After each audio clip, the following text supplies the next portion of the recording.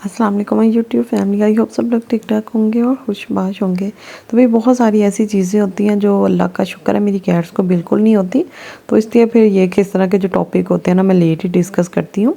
लेकिन अब आके मुझे पता चला है कि भाई ये जो फंगल इन्फेक्शन होता है ये आजकल बहुत कॉमन है। तो मैंने सोचा कि भाई आगे जो है ना वो गर्मियाँ आ रही हैं तो समटाइम्स इस तरह होता है कि हम लोग जो है ना अपनी कैट्स को गीला कपड़ा जो होता है ना वो नीचे बिछा के दे देते हैं कि मतलब उसको ठंडक रहे, या कैट जो है ना वो खुद जाके ठंडे कपड़े वगैरह पे बैठना पसंद करती है। तो उसके कितने नुकसान हैं, कितने फ़ायदे हैं और मतलब उससे क्या प्रॉब्लम हो सकती है, तो ये सारी डिटेल्स जो है ना वो आज की वीडियो में जानेंगे। तो पहली बात होती है हमें पता कैसे चलेगा भाई हमारी कैट को फंगल इन्फेक्शन हो चुका है। क्योंकि ये नहीं है कि जो न्यू जिन्होंने अभी कैट बाय की है तो उसको मतलब नोज़ में भी हल्का सा कोई पानी वगैरह के साथ जाना वो लग जाए तो उसको लगता है कि ये फंगल है, या जिस्म में कहीं भी हल्के फुल्के बाल उतरते हैं या कहीं से भी जो ना वो रेड होता है एरिया तो उनको लगता है भाई ये फंगल है। तो मैं पिक्चर्स भी आप लोगों के साथ शेयर कर दूंगी कि अगर इस तरह की चीज़ें हो ना तो फिर आप लोगों को जो ना वो अलर्ट होना चाहिए कि भाई हमारी कैट को जो ना वो फंगल स्टार्ट हो रहा है।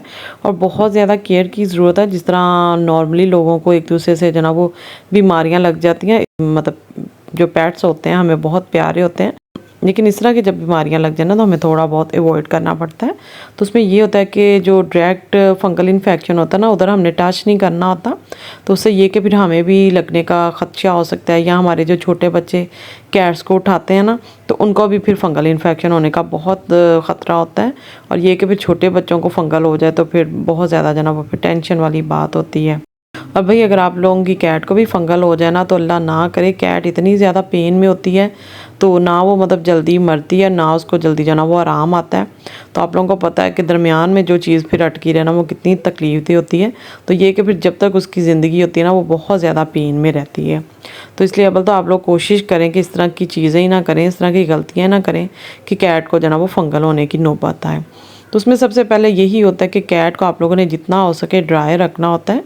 स्पेशली जो हवस के दिन होते हैं तो आप लोग ख़ुद भी मतलब जो लेडीज़ हैं वो एग्री करेंगी, या मतलब जो भी गर्मी में काम करते हैं बच्चे बच्चियाँ, तो किचन में भी हम लोग जब खड़े होते हैं तो हमारे जो बाल है ना, जब हमने छुट्टियाँ की होती है तो अक्सर हमारे बाल जाना वो पसीने से गीले होकर अंदर नमी नमी रह जाती है। तो बस यही चीज़ होती है, जिन दिनों में आपके मतलब नमी हो ना तो आप लोग समझ आए कि भाई आप जो है ना वो हवा में बहुत ज़्यादा नमी है, तो कैट्स की जो है ना वो बहुत ज़्यादा केयर करने की ज़रूरत है। और कुछ लोगों को लगता है कि भाई हमने कैट को शावर दिया है, हो सकता है कोई ऐसा शैम्पू यूज़ किया है जिससे जो ना उसको फंगल हो गया हो, तो ऐसा कुछ नहीं होता। वो शैम्पू की वजह से नहीं होता, वो हमारी अपनी मिस्टेक होती है कि हम कैट को शावर के बाद ना प्रॉपर ड्राई नहीं करते, तो उसकी वजह से फिर होता है कि कैट को जो है ना वो फंगल इन्फेक्शन हो जाता है। तो बस ये कि आज की वीडियो इंशाल्लाह बहुत ज़्यादा डिटेल के साथ शेयर करने वाली हूँ, तो आप लोगों ने हर स्टेप को जो है ना वो लाजमी फॉलो करना है। तो फंगल के लिए भी बहुत सारे शैम्पू भी आते हैं, स्प्रे भी आती हैं, तो आप लोगों ने कैट को मेडिकेटेड बाथ भी देना होता है और उसको अच्छे से ड्राई करना होता है। जब आप लोग कैट को शावर दें तो आप लोगों ने जो ना वो वाले पॉइंट हाईलाइट में कर देती हूँ। तो आप लोगों ने जो टेल के जो बैक वाला पार्ट होता है, लोअर पार्ट होता है, लेग्स के जो नीचे वाला पार्ट होता है, बाजुओं के नीचे वाला पार्ट होता है और जो बेली होता है, ये आप लोगों ने लाजमी जो ना वो उसको ड्राई नहीं रहने देना होता, उसको अच्छे से क्लीन करना होता है और उसको अच्छे से ड्राई करना होता है। हो सके तो मतलब नॉर्मल मौसम जब हो तो आप लोग जो ना वो फ़ैन ऑन कर दें, कैट को पहले उसके लिए अलग से टावर रखें, तो उसको अच्छे से ड्राई करके तो फिर ये कि फ़ैन वाले रूम में छोड़ दें, तो उससे जो ना वो अच्छे से क्लीन कर लेगी।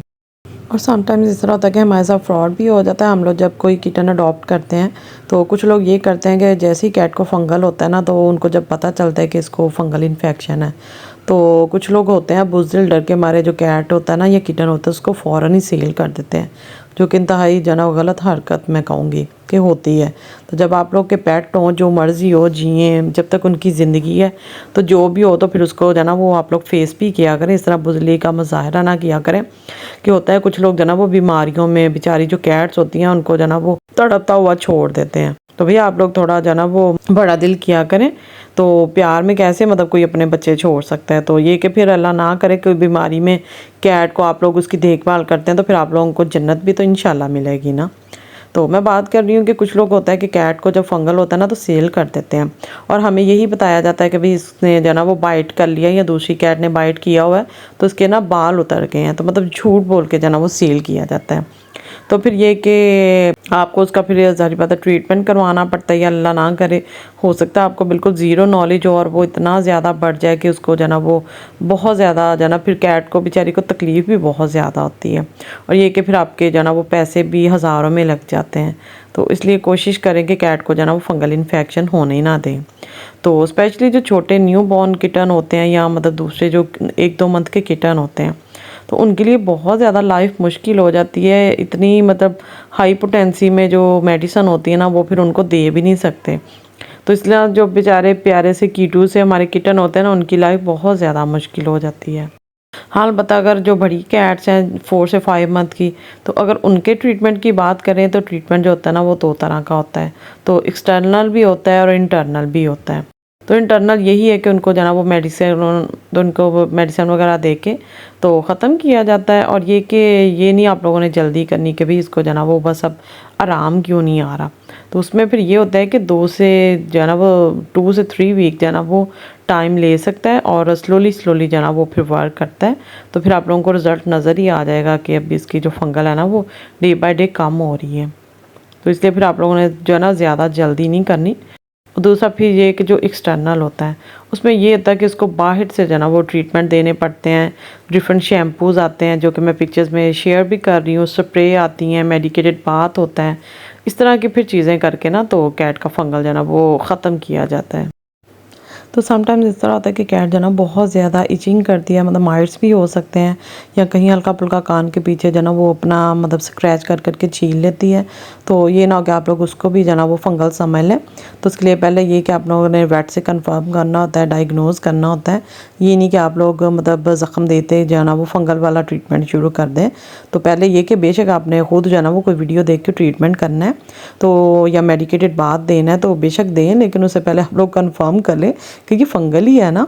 तो हो सकता है ना कुछ लोग पैसे बचाने के लिए खुद ट्रीटमेंट करवाना स्टार्ट कर देते हैं। तो बेशक ट्रीटमेंट करें, लेकिन कंफर्म करवा लिया करें, डायग्नोज ज़रूर करवा लिया करें।